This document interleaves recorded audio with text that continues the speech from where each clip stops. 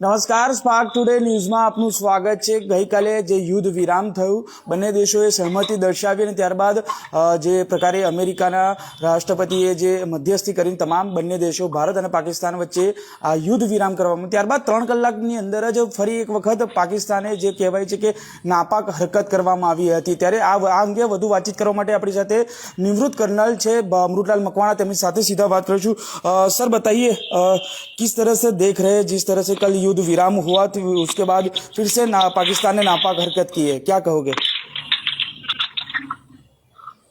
देखो, ऐसा है कि जब दोनों देश के बीच में युद्ध विराम हो जाता है तो आपको पता ही है कि वहाँ की जो आर्मी है वो कट्टरवादी है। बिल्कुल। और इसके अभी पॉलिटिकल और दोनों का आपस में बनता नहीं है, तो कम्युनिकेशन गैप, मेरे हिसाब से ये कम्युनिकेशन गैप हो सकता है। बिल्कुल। और दूसरा हो सकता है फौज के अंदर बगावत, कि भाई हम इनके अंडर में नहीं रहेंगे। बिल्कुल। तो ये 2-3 कारण हो सकते हैं। और दूसरा हो सकता है कि और दबाव डाला जाए, तो जितना दबाव हिंदुस्तान ने डालना था, हिंदुस्तान ने अपना संयम बना करके रखा कि हम अटैक नहीं करेंगे, इसका जवाब नहीं देंगे। तो जब महासत्ता बीच में आ जाती है, जिम्मेदारी लेती है कि भाई ये जो अभी तनाव दोनों देशों के बीच में जो चल रहा है वो तनाव बहुत जल्दी से जल्दी खत्म होना चाहिए, नहीं तो ये तनाव जो है युद्ध की स्थिति को धारण कर सकता है। और युद्ध में दोनों देशों का कल्याण नहीं है, न तो भारत का न पाकिस्तान का।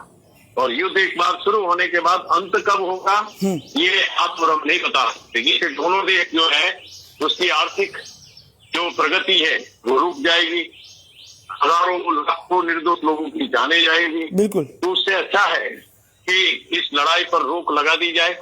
जो अमेरिका के राष्ट्रपति डोनाल्ड ट्रंप ने जिस प्रकार से एक इंडो एशियन शांति स्थापित करने के लिए अपना एक बहुत बड़ा प्रयास किया, हमारे जो विदेश मंत्री श्री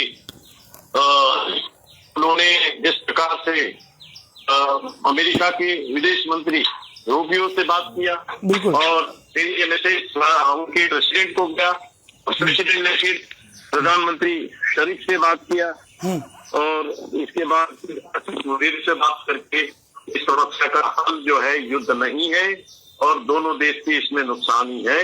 निर्दोष लोग मारे जा रहे हैं, तो इमीडिएट इफेक्ट के साथ में आप जो है सीज फायर शुरू कीजिए। और इस सीज फायर का 5 बजे ऐलान हुआ, 3:35 पर हमारे DGMO director general military operation ने डीजीएमओ पाकिस्तान से बात किया कि युद्ध जो है नहीं करेंगे।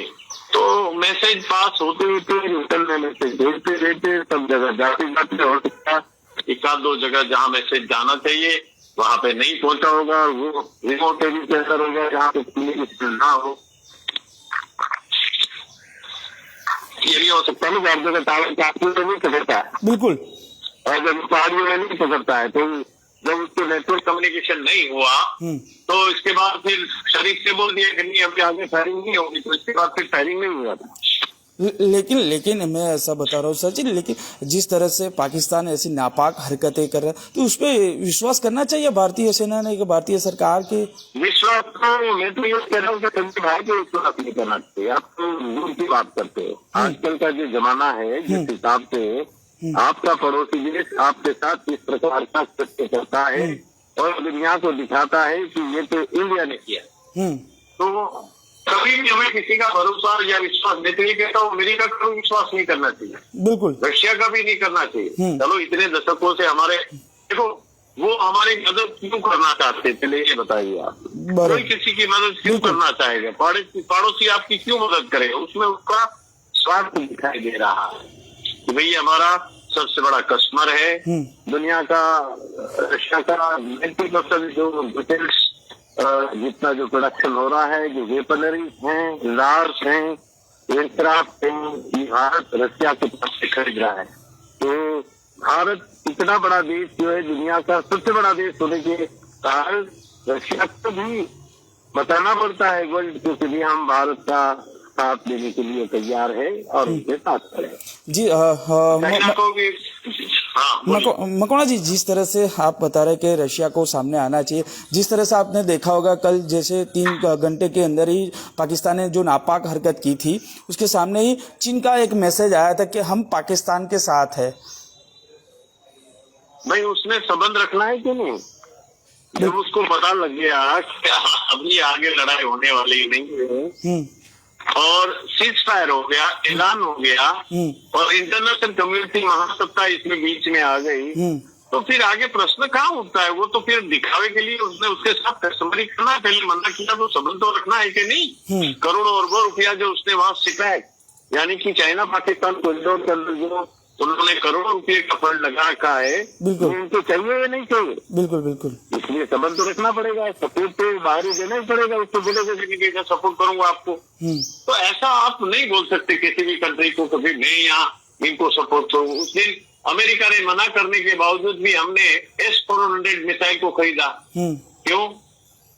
क्यों हमने अमेरिका के साथ एक उनके साथ में बड़ा कॉन्ट्रैक्ट किया हुआ है कि जब भी हम कोई भी एडवांस टेक्नोलॉजी के वेपन खरीदेंगे तो वो हम बिना आपके पूछे नहीं खरीदेंगे, और वो एक एग्रीमेंट के अंदर हमने उनके साथ में साइन किया हुआ है। बिल्कुल।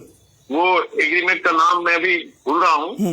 तो इसके बाद अमेरिका ने हमारे पर जो है वो लगाने का क्या बोलते हैं, हमारे पर उन्होंने प्रतिबंध लगाने का भी प्रयास किया है कि भाई हम आपके ऊपर प्रतिबंध लगाएंगे, बट भारत क्या है, तटस्थ रहा कि भाई हमारी सुरक्षा जो कवच है, सुरक्षा कवच को बढ़िया बनाने के लिए हमें ये जरूरी था, इसलिए हमने ये वेपनरी जो है ये हमने रशिया से खरीदी।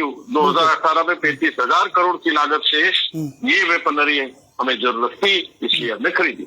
बिल्कुल। कोई नहीं चाहता है कि वो मेरे से क्यों ना ले। भाई मार्केट के अंदर आपको पता है कि कौन सी ब्रांड की जो चीज है वो मैंने खरीदनी है, आपके ऊपर किसी का कोई दबाव नहीं है। तो इसलिए जरूरी है कि आप अपनी इच्छा से आप अपने देश की सुरक्षा की जिम्मेदारी आपके हाथ में है, तो आपको चाहिए कि किस चीज का सिलेक्शन करना है, कैसा हथियार लेना है, ये आप पर निर्भर करता है, न कि अमेरिका और रशिया। ये दोनों तो एक दुनिया का सबसे बड़े दो व्यापारी है। भारत और पाकिस्तान को लड़ाते रहेंगे और बाद में कहेंगे कि भाई आप हमारे से क्यों वेपन नहीं ले रहे, इसलिए उस पर प्रतिबंध लगाने की कोशिश करता है। ठीक है, चलो सर, अभी तो सीज फायर चल रहा है, देर रात से अभी तक कुछ ऐसी कोई घटना नहीं सामने आई है। अभी क्या आप सोच रहे हो? अभी देखो पाकिस्तान की एज इट इज जो माली हालत तो बिल्कुल खत्म है। पहले ही आपको मैंने बता दिया कि आज उसको अपना देश चलाने के लिए फॉरेन रिजर्व मुश्किल से 2 या 3 बिलियन डॉलर बचा हुआ है, जो इनकी किस्तें भरनी है। किस्तें भरने के लिए भी उनके पास पैसा नहीं है। बिल्कुल। तो उस हालत में वो क्या करेगा? दुनिया ने ठेंगा दिखा दिया, उनके प्रधानमंत्री ने खुद बोला कि हमें दुनिया में अलग थलग कर दिया, कोई हमें मदद करने को तैयार नहीं है। तो ये उनको पता चल गया कि अभी आगे अगर हम लड़ाई करेंगे तो किस बलबूते पर करेंगे। डीजल पेट्रोल नहीं है, आपके पास आमनेशन नहीं है, आपके पास रसद नहीं है, कोई आपको सपोर्ट करने को तैयार नहीं, इस्लामिक कंट्री भी सपोर्ट करने के लिए तैयार नहीं है। तो मैं किस बलबूते पे आगे लड़ाई लड़ूं? बिल्कुल बिल्कुल। तो ये प्रमुख कारण है। और दूसरा, चाइना भारत के साथ भी संबंध खराब नहीं करना चाहेगा। वो इसलिए नहीं करना चाहेगा कि भारत दुनिया का दूसरे नंबर का देश है अमेरिका के बाद, जो चाइना के साथ हमारा इतना बड़ा व्यापार चल रहा है। बिल्कुल। 127.7 बिलियन डॉलर का व्यापार चाइना के साथ हो रहा है। और चाइना क्यों चाहेगा कि हम जो है हमारा व्यापार संधि जो है भारत के पास तोड़े, और जो साला भिखारी देश है जिसको रिपे करने की कैपेसिटी नहीं है, उसका सपोर्ट क्यों करूंगा मैं? बिल्कुल। दुनिया ने सबने लाइन कर ली लाइन पकड़ ली तो उसने भी पकड़ी, लेकिन अभी उसको वहां से निकलना, इतना बड़ा सिपेक कॉरिडोर जो अरबों डॉलर का प्रोजेक्ट उसने डाला है, तो पाकिस्तान को तो ऐसे ही सपोर्ट तो करना ही पड़ेगा। पाकिस्तान भी समझ गया अभी इनकी सिस्टम इतनी खराब है, SU-9 जो सप्लाई किया, जिसके कारण सारी डिफेंस जो है सिस्टम उनकी नेस्तो नाबूद हो गई ड्यू टू चाइना ओनली। तो दुनिया को पता चल गया कि चाइना का जहाज भी ऐसा ही है। जो J-17 भारत ने गिरा दिया था, तो कहते हैं कि पाकिस्तान पायलट को चलाना नहीं आता। बिल्कुल।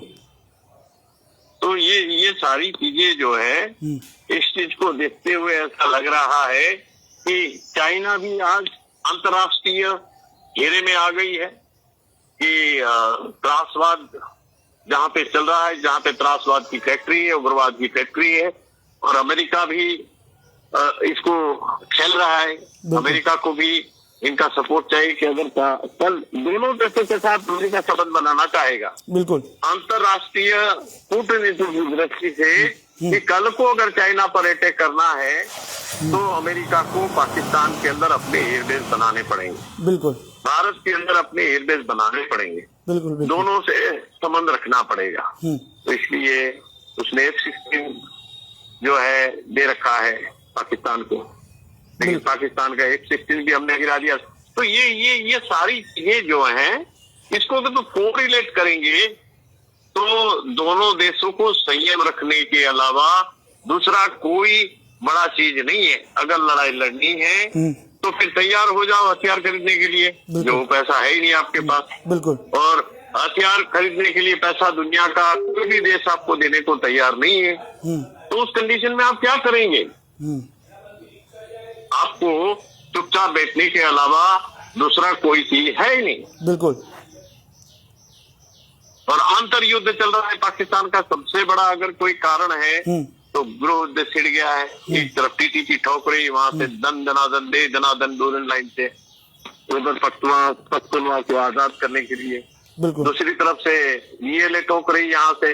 कितने पाकिस्तानी सेना पर अभी तक उन्होंने अटैक कर चुके हैं और कितने पाकिस्तानी सेना के जवान मारे गए हैं। बिल्कुल। तो जिस प्रकार से आज पाकिस्तान का हालत पूरी दुनिया ने देख लिया, पूरा वर्ल्ड ने देख लिया, इतने उग्रवादी मारे गए। उग्रवादियों को पाकिस्तानी झंडे में लपेटते हुए उन लोगों ने सम्मान दिया कि लश्कर तैयबा का जो सरगना था, बड़े बड़े कमांडर उसके अंदर मारे गए, जैसे मोहम्मद के कमांडर मारे गए, और उनको सम्मानित करने के लिए सेना के बड़े बड़े अधिकारी वहां पर आए हुए हैं। और वहां पे वो उनकी जो मिलिट्री पुलिस है, जैसे वहां से उनकी बॉडी को लेकर के गुजरती, लाश को लेकर के एम्बुलेंस में, तो वहां खड़े होकर के सैल्यूट दे रहे हैं। तो पूरी दुनिया देख रही है कि भाई ये पाकिस्तान ऐसा देश है जो टेररिज्म को सपोर्ट कर रहा है। मोदी जी ने तो अपनी स्पष्ट नीति में बता दिया, अपने भाषण में भी बता दिया कि भारत जो है मिलिटेंसी को बिल्कुल एक्सेप्ट नहीं करता है। जीरो टॉलरेंस है। भारत देश के अंदर अगर कोई मिलिटेंसी घुसपैठ करने की कोशिश करेगा तो एक्ट ऑफ वार माना जाएगा, और एक्ट ऑफ वार के बदौलत उसके कारण हम जिस भी कंट्री के लोगों ने ये कार्रवाई की, जैसे मुझे प्रूफ मिलेगा उसका, इमीडिएटली मैं उसके घर में घुस करके उनके जो ठिकाने हैं उसको नेस्तनाबूद करूंगा, जो अभी हमने ऑपरेशन सिंदूर किया। बिल्कुल बिल्कुल। आभार हमारे साथ जुड़ने के लिए, धन्यवाद सर जी।